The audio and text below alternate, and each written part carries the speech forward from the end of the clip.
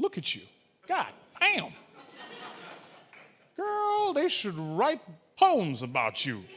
You are blazing and hot at the same time. We do it. It's a fantastic way to weed out the rats from the mice. This is a sales approach, guys. I've taught it to my own sales team. I want to show you this quickly. It tags onto the, and I was thinking about it while we were doing this. Just kind of get this down. I want to show you this very quickly, okay?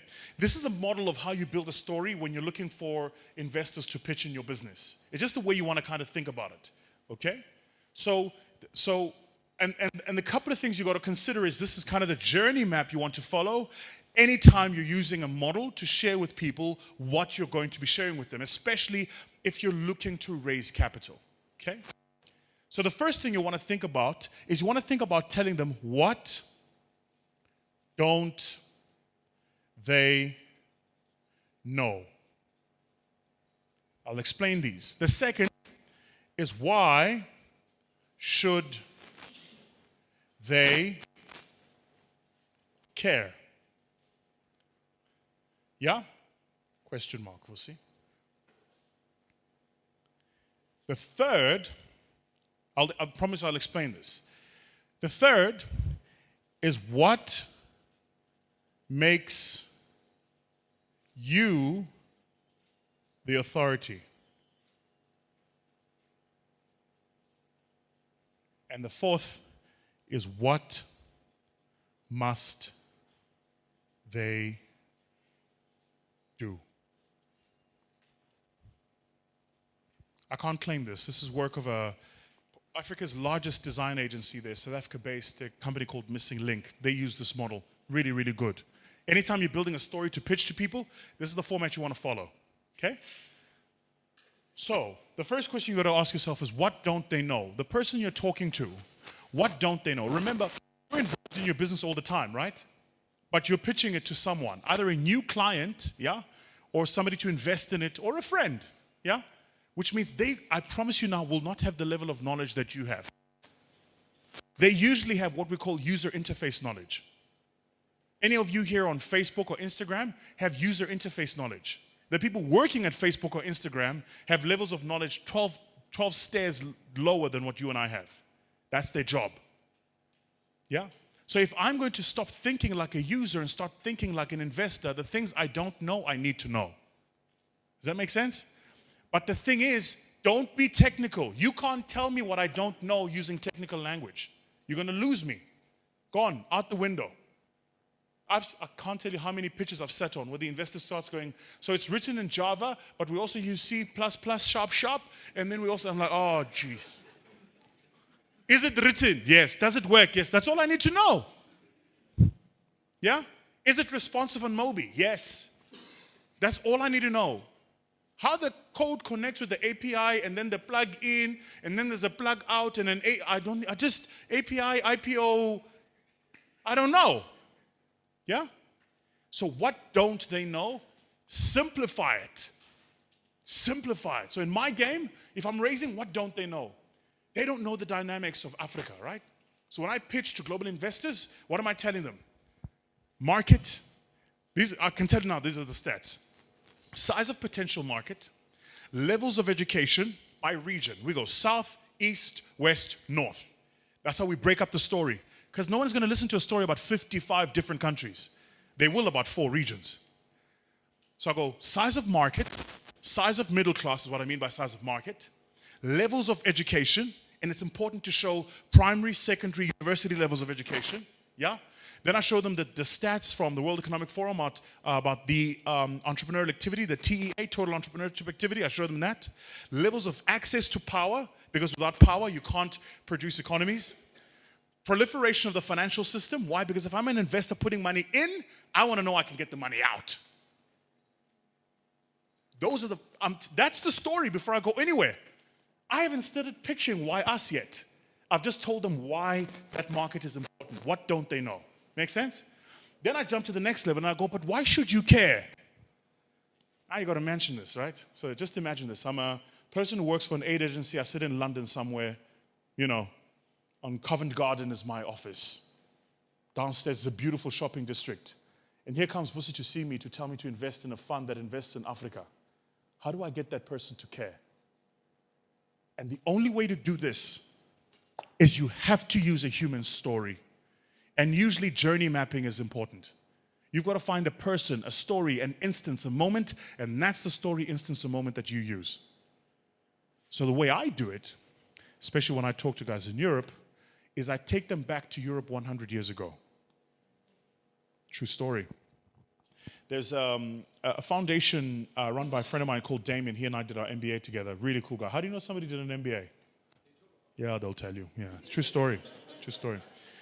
He and I did our MBA together. See, did it twice now. And Damien sits on a board. I forget the name of this foundation, but he sits on the board of this foundation started by a guy who was an entrepreneur. He was trading out of London at the time. He used to sell cotton or something like that. And then when he died, he bought 2 farms in London. 2 farms. The name of the farms were Chelsea and I think Arsenal. Something like that. Both of them today, very, very pricey pieces of real estate. Yeah? So when I tell the story, I go, Africa today has that entrepreneur right now who could build a business that does that and in 100 years' time creates an endowment fund that funds other entrepreneurs. But if you don't invest, we can't find that entrepreneur. I've got to take them to the moment that matters for them. Yeah? So the second thing is you want to ask yourself is, why should you care? The third is, why you? Okay, so now I buy it. Okay, so I get kind of what I don't know. I get why it's important. But why are you the best person to do the job? Yeah? I think actually, even when you're pitching to clients, a lot of us fail at this stage. Yeah? Because we tend to generally be, come in guys, we tend to generally be self-effacing. How many of you here find it difficult to talk about yourself and tell people how amazing you are? Yeah, get over it. Here is how you do it. This is a true story, actually. They teach you this in public speaking. Do you know how you do it?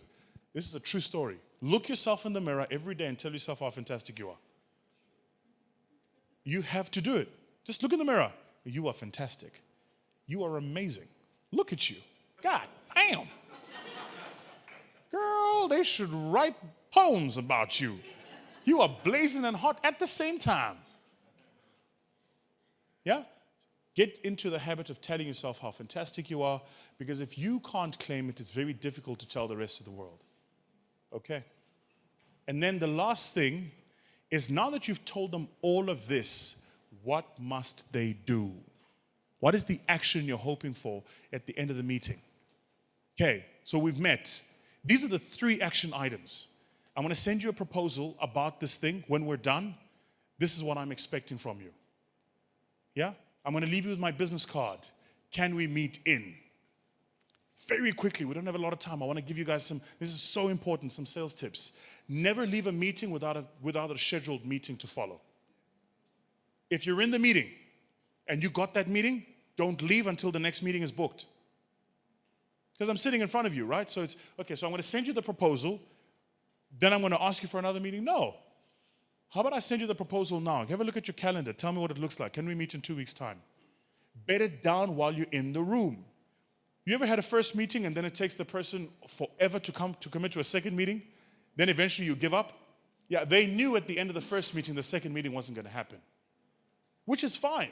You can also say to the person, now that we've met, I've pitched it to you, are you interested in taking the conversation forward, or would you rather take some time to think about it?